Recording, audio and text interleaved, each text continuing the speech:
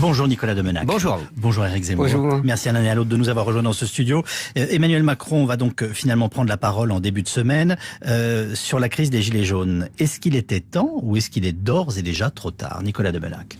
Ah non, il est temps. On attend évidemment sa parole, qu'il ne peut pas prendre là, parce que évidemment on est tous suspendus à ce qui va se passer samedi, pas seulement à Paris. D'ailleurs, on est peut-être trop focalisé parce que ce qui était manifeste, si j'ose dire, dans les dernières manifestations la semaine dernière, c'était que dans les villes de province, les grandes, mais aussi les petites villes, la violence avait marqué les rassemblements. C'est pour ça qu'on a fait un grand tour dans les 4 villes de province dans notre journal de 8 heures. Oui, et donc il faut, le pouvoir est condamné à attendre, tout en essayant de prendre les mesures nécessaires, à attendre ce qui va se passer. Et la parole du président de la République, elle avait été juste avant.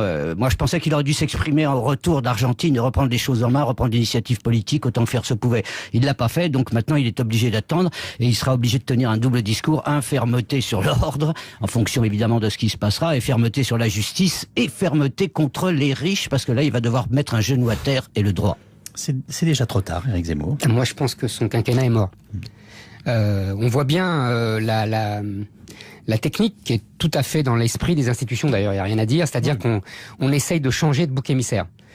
Comme Emmanuel Macron attirait trop de haine, et que c'est pas normal dans l'esprit des institutions. Vous savez, j'ai coutume de dire à la Ve République, c'est comme les trois mousquetaires. Il y a le gentil roi Louis XIII et le méchant Richelieu. Donc on essaie de repasser vers Philippe pour être le méchant Richelieu. Alors on dit tout a commencé aux 80 km/h, on dit c'est lui qui est rigide, qui a pas voulu... vous voyez, on essaye de tout doucement par une communication habile. Au cirque, c'est le clown blanc et l'auguste. Voilà, exactement. Vous voyez, on essaie de tourner vers le... Bon, c'est de bonne guerre, c'est pas une critique en vérité, mais il me semble que c'est trop tard, que normalement ça s'installe, vous voyez, l'archétype c'est Barre et Giscard, quoi, vous voyez, et ça n'a pas empêché Giscard de perdre, mais c'est pour vous dire que c'est une longue acclimatation de ce système-là. Et là, comme Macron a tout pris depuis des mois et qu'il a voulu tout prendre, ça va être très difficile de changer d'âne, si je veux dire. Vous voulez dire que la crise des Gilets jaunes a pris une telle dimension et est tellement focalisée sur la personnalité même du président de la République qu'il ne va pas pouvoir s'attaquer maintenant aux retraites, à l'assurance chômage, bref, à ce qu'ils sont un enfer. C'est ce que je pense. C'est ce que je dis, vous savez, c'est la théorie du bouc émissaire de René Girard. Tout le monde se focalise sur une personne et ça permet la paix civile. Donc là, pour l'instant, c'est Macron. Plus personne ne se dispute, alors que vous voyez que dans les manifestations, il y a des gens très divers, des gens qui ne s'aiment pas. Il y a les gilets jaunes, il y a les black blocs d'extrême gauche, il y a les jeunes des cités qui viennent pour faire leurs courses. Tous ces gens-là se détestent, mais il n'y a aucun conflit pour l'instant entre eux parce que oui, c'est la thèse de René Girard. Le bouc émissaire, c'est Macron.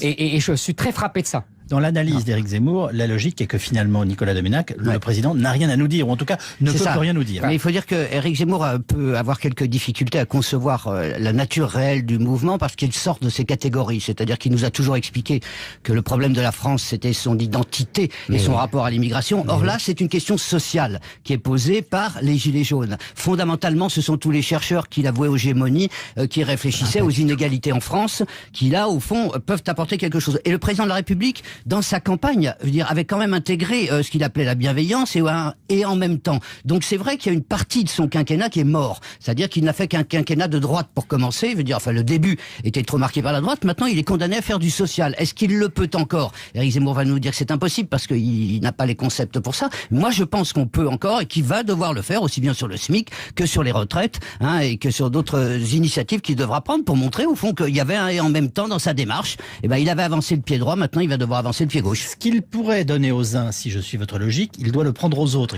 Symboliquement, de toute façon, il faut le faire. Et dans quel équilibre budgétaire, notamment vis-à-vis de l'Europe. Notamment vis-à-vis de l'Europe, mais vis-à-vis des riches. Je veux dire, il a fait l'erreur de l'ISF au départ sans accompagnement social. Il va devoir, d'une manière ou d'une autre, faire payer les riches. Moi, je suis très frappé, et ça fait plusieurs jours. Nicolas Demenac en est une expression parmi d'autres, de la magnifique et très réussie. Je suis admiratif de la récupération des Gilets jaunes par la gauche, qui, au début, il y a 3 semaines, je rappelle les commentaires sur ces gens qui étaient traités de beaufs, de fascistes, etc., de racistes, de xénophobes, d'homophobes. Relis tout ce qui est écrit là-dessus il y a 3 semaines, et qui d'ailleurs, c'était aujourd'hui, on vous explique que c'est un grand mouvement social, que c'est le Front Populaire. Là, je suis admiratif. C'est pas sa récupération, mais personne n'en profite dans les sondages et dans les enquêtes. Mais évidemment, mais c'est ce que j'allais dire, ça n'en profitera pas. Mais en tout cas, idéologiquement et médiatiquement, c'est une entreprise admirable de récupération. Mais la gauche est spécialiste depuis le 14 juillet 89 pour récupérer tous les mouvements populaires. Mais parenthèse fermée. Donc, contrairement à ce que tu crois, mon cher Domenech, ça rentre tout à fait dans mes grilles de lecture. Oui, tout à fait, parce que ça fait des années que l'on débat et que je te dis qu'il y a une France périphérique qui a été chassée des métropoles à la fois par la hausse des prix dans l'immobilier au centre-ville, ça c'est la mondialisation du haut, et puis qui a été chassée par les banlieues, par la mondialisation du bas, parce qu'il y a une banlieue qui s'est islamisée et on ne se retrouve plus en France. Sauf qu'il ne parle pas de ça du tout, pas un moment, il ne parle pas de l'immigration depuis des efforts de l'extrême droite. Il parle de ça, mais pas du tout, il parle de ça. Et pourquoi ils ont autant besoin de leur voiture? Parce que justement, ils devraient être dans les banlieues, ces gens. Ils devraient prendre le métro pour aller travailler. Sauf qu'ils sont à 50 bornes et qu'ils doivent prendre la voiture. Tout est parti de là, mon cher. C'est que très ça drôle te plaise ou non. C'est toute une organisation. Je t'ai laissé parler. C'est toute une organisation économique qui a été mise en place par la mondialisation depuis les années 80.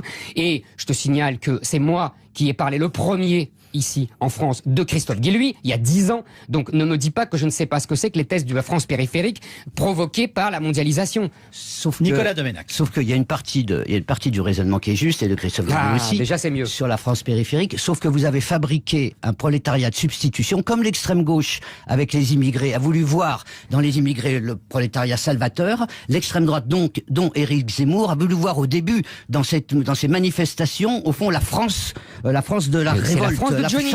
C'est la France de Johnny, mon cher. Sauf que cette France-là, elle réclame de la justice fiscale. Alors là, c'est plus dans leur catégorie. Alors là, ils disent au secours, on voit pas. Et tout d'un coup, eh bien, ces gens comme Éric Zemmour qui ont soutenu l'ordre tout le temps, deviennent les partisans du désordre. C'est ça qui est fabuleux, quoi. C'est renversement sémantique et intellectuel totaux. Je suis toujours partisan de l'ordre. Oui. Je pense, mais oui, mon cher, surtout dans les mots qui entraînent la violence. Pas du tout. Je pense que si nous avons du désordre aujourd'hui, c'est justement à cause du laxisme depuis 30 ans. Parce qu'on voit des policiers reculer, c'est parce qu'ils ont ordre de ne plus affronter les casseurs. Et ça fait des années que ça dure. On évoquait la Coupe du Monde, la victoire de la Coupe du Monde, mais il y a eu des mêmes scènes de pillage après la Coupe du Monde. Et venant toujours des mêmes, venant des gens qui venaient des cités de banlieue. Et c'était, mais si, il y a des images. Il y a maintenant des papiers ce matin dans le Figaro. Les flics parlent enfin. C'est très intéressant. On voit bien, il y a les Black Blocs, il y a les cités des banlieues, et il y a des gilets jaunes qui se laissent emporter par ce influence. C'était écrit noir sur blanc maintenant partout. Il a fallu 15 jours. On dépasse l'analyse sociologique, démographique et de toute façon économique aussi que vous étiez en train de faire. Absolument, économique, c'est fondamental. Est-ce que le tandem du Premier ministre et du chef de l'État peut continuer à se maintenir à la tête de l'État? C'est-à-dire que est-ce que la semaine prochaine, Édouard Philippe est toujours Premier ministre?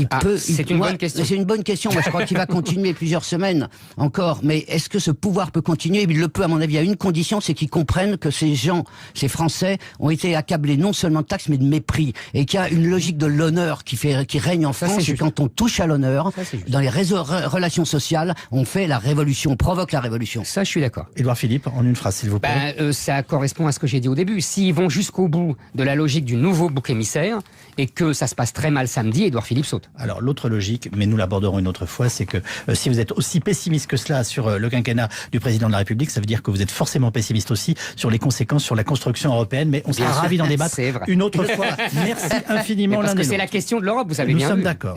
Dans un instant, on retrouve notre curiosité du jour. On va parler médecine et anatomie, et en particulier du rôle de nos intestins. Bonjour Thomas Hugues. Oui, bonjour Yves, bonjour à tous. L'intestin devenu une star depuis le succès du livre de Julia Enders, cette jeune femme médecin en Allemagne, l'intestin qui fait même l'objet d'une expo à la Cité des Sciences et de l'Industrie à Paris. On y apprend que l'axe digestif, qui commence dès notre bouche, est l'un des 3 grands réseaux qui structurent nos fonctions vitales avec le sang et les nerfs. Un réseau qui influence nos sensations et même nos émotions. Tout notre système digestif est en effet recouvert de centaines de millions de cellules nerveuses connectées directement au cerveau, et plus particulièrement dans la zone du cerveau reliée à la gestion des sentiments, de la peur, de la mémoire et de la moralité. On sait par exemple que la digestion de certains acides gras encourage la sécrétion de dopamine, l'hormone du plaisir. Voilà pourquoi j'ai compris, enfin en plein régime, je culpabilise en me disant mais pourquoi ce qui est gras est si bon? À l'inverse, certaines intolérances alimentaires bloquent la sécrétion de sérotonine. Là, c'est l'hormone du bonheur et donc ces intolérances favorisent la dépression. Moralité, dis-moi ce que tu manges, je te dirai qui tu es.